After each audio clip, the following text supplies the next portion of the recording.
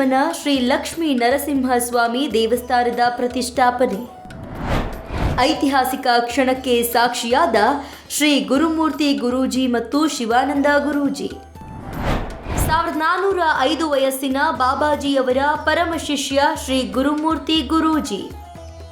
ಇಂದು ವಾನಮಲದಿನ್ನೆ ಗ್ರಾಮದಲ್ಲಿ ನಿರ್ಮಾಣವಾಗಿರುವಂತಹ ವಾಸುಕಿವನ ಶ್ರೀ ಲಕ್ಷ್ಮೀ ನರಸಿಂಹ ದೇವಸ್ಥಾನದ ಪ್ರತಿಷ್ಠಾಪನೆ. ಈ ಒಂದು ಐತಿಹಾಸಿಕ ಕ್ಷಣಕ್ಕೆ ಸಾಕ್ಷಿಯಾಗಿ ಮಹೋತ್ಸವದಲ್ಲಿ ಪೂಜ್ಯ ಶ್ರೀ ಗುರುಮೂರ್ತಿ ಗುರೂಜಿ ಮತ್ತು ಶಿವಾನಂದ ಗುರೂಜಿಯವರು ಭಾಗವಹಿಸಿದ್ದರು. ಇನ್ನು ಡಾಕ್ಟರ್ ಪೂಜ್ಯ ಶ್ರೀ ಗುರುಮೂರ್ತಿ ಗುರೂಜಿಯವರು ಕ್ರಿಯಾಯೋಗ ಮತ್ತು ಆಧ್ಯಾತ್ಮಿಕ ಮಾರ್ಗದರ್ಶನ ನೀಡುವ ಪ್ರಸಿದ್ಧ ಆಧ್ಯಾತ್ಮಿಕ ಗುರುಗಳು. ಶ್ರೀ ಮಹಾವತಾರ ಸದ್ಗುರು ತ್ರಯಂಬಕ ಹಾಗೆ ಬಾಬಾಜಿ ಸದ್ಗುರು ಅವರಿಂದ ಆಶೀರ್ವಾದ ಪಡೆದಿದ್ದಾರೆ. ಆಧ್ಯಾತ್ಮಿಕ ದಿವ್ಯ ಹಿಮಾಲಯದಲ್ಲಿ ವಾಸವಿರುವ ಬಾಬಾಜಿಯವರು ವಯಸ್ಸು ಅಂದಾಜು ಸುಮಾರು 1405 ವರ್ಷಗಳು. ಇನ್ನು ಅವರ ಪರಮ ಶಿಷ್ಯರಾಗಿ ಕೃಷ್ಣಾನಂದ ಶ್ರೀ ಗುರುಮೂರ್ತಿ ಗುರೂಜಿಯವರು ಬೆಂಗಳೂರು, ಮೈಸೂರು ಮತ್ತು ಹಾಸನ ಸೇರಿದಂತೆ ಹಲವೆಡೆ ಸಾಯಿ ಸಂಸ್ಥಾನದ ಮೂಲಕ ಯೋಗ, ಧ್ಯಾನ ಮತ್ತು ತಪಸ್ಸಿನ ಮಾರ್ಗಗಳನ್ನು ಬೋಧಿಸುತ್ತಿದ್ದಾರೆ.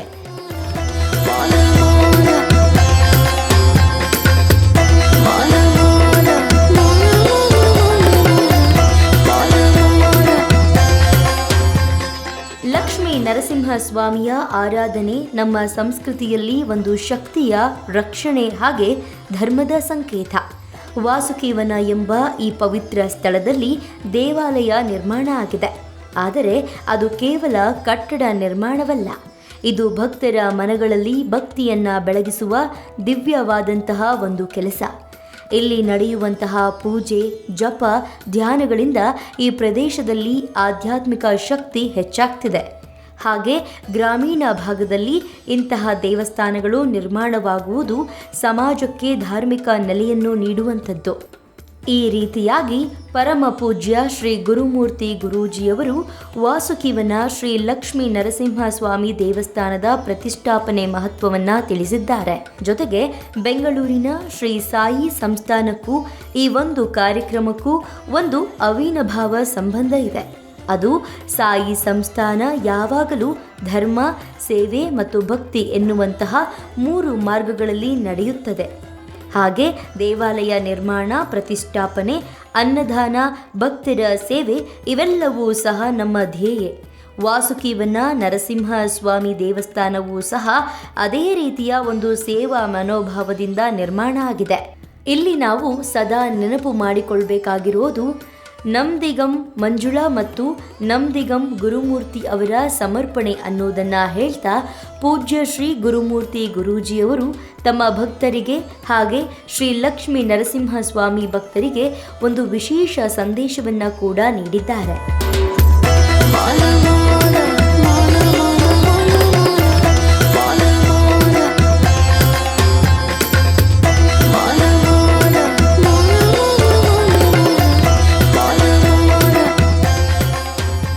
ನರಸಿಂಹಸ್ವಾಮಿಯ ಕೃಪೆ ಎಲ್ಲರ ಮೇಲಿರಲಿ. ಇಲ್ಲಿ ನಡೆಯುವಂತಹ ಪೂಜೆಗಳಲ್ಲಿ ಭಾಗವಹಿಸಿ ಸಮಾಜ ಸೇವೆ ಮಾಡಿ, ಧರ್ಮದ ದಾರಿಯಲ್ಲಿ ನಡೆಯಿರಿ. ದೇವಸ್ಥಾನವು ಕೇವಲ ಪೂಜೆಗೆ ಮಾತ್ರವಲ್ಲ, ಮಾನವೀಯತೆಯ ಬೆಳವಣಿಗೆಗೆ ಕೇಂದ್ರವಾಗಬೇಕು. ಈ ರೀತಿಯಾಗಿ ಪರಮ ಪೂಜ್ಯ ಶ್ರೀ ಗುರುಮೂರ್ತಿ ಗುರೂಜಿಯವರು ಭಕ್ತರಿಗೆ ಭಕ್ತಿಯ ಮಾರ್ಗದರ್ಶನವನ್ನು ನೀಡಿದ್ದಾರೆ.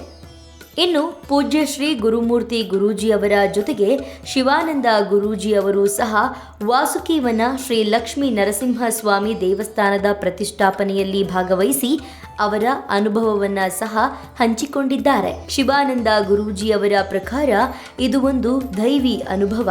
ಪ್ರತಿಷ್ಠಾಪನೆ ವೇಳೆ ವೇದ ಮಂತ್ರಗಳ ನಾದ, ಹೋಮದ ಅಗ್ನಿ, ಭಕ್ತರ ಭಾವನೆ ಎಲ್ಲ ಒಟ್ಟಾಗಿ ಸೇರಿದ್ರೆ ಇದು ಒಂದು ದಿವ್ಯ ವಾತಾವರಣ ಅಂತ ಅನಿಸ್ತು. ಹಾಗೆ ನರಸಿಂಹ ಸ್ವಾಮಿಯ ಕೃಪೆ ಇಲ್ಲದೆ ಇಂತಹ ಕಾರ್ಯ ಸಾಧ್ಯವಿಲ್ಲ. ಈ ದೇವಸ್ಥಾನ ಮುಂದಿನ ದಿನಗಳಲ್ಲಿ ಅನೇಕ ಜನರಿಗೆ ಆಶ್ರಯವಾಗಲಿದೆ. ಸಂಕಷ್ಟದಲ್ಲಿರುವವರು ಇಲ್ಲಿ ಬಂದು ಶಾಂತಿಯನ್ನ ಪಡೆಯುತ್ತಾರೆ ಅಂತ ಹೇಳೋದ್ರ ಮೂಲಕ ಶಿವಾನಂದ ಗುರೂಜಿಯವರು ಸಹ ನರಸಿಂಹಸ್ವಾಮಿಯ ಭಕ್ತರಿಗೆ ಒಂದು ಉತ್ತಮ ಸಂದೇಶವನ್ನ ನೀಡಿದ್ದಾರೆ. ನರಸಿಂಹಸ್ವಾಮಿಯ ಆರಾಧನೆ ಎಂದರೆ ನಮ್ಮ ಭಯದಿಂದ ಮುಕ್ತಿ ಸಿಗುತ್ತದೆ. ಪ್ರತಿಯೊಬ್ಬರೂ ಭಕ್ತಿ, ಸತ್ಪ್ರವೃತ್ತಿ ಮತ್ತು ಧರ್ಮವನ್ನು ಜೀವನದಲ್ಲಿ ಅಳವಡಿಸಿಕೊಳ್ಳಬೇಕು. ದೇವಸ್ಥಾನಕ್ಕೆ ಬರುವವರು ಕೇವಲ ಕೋರಿಕೆಗಳಿಗಾಗಿ ಅಲ್ಲ, ಮನಃಶುದ್ಧಿಗಾಗಿ ಬರಬೇಕು ಅಂತ ಹೇಳೋದ್ರ ಮೂಲಕ ಭಕ್ತರಿಗೆ ಸನ್ಮಾರ್ಗಕ್ಕೆ ದಾರಿ ಮಾಡಿಕೊಟ್ಟರು.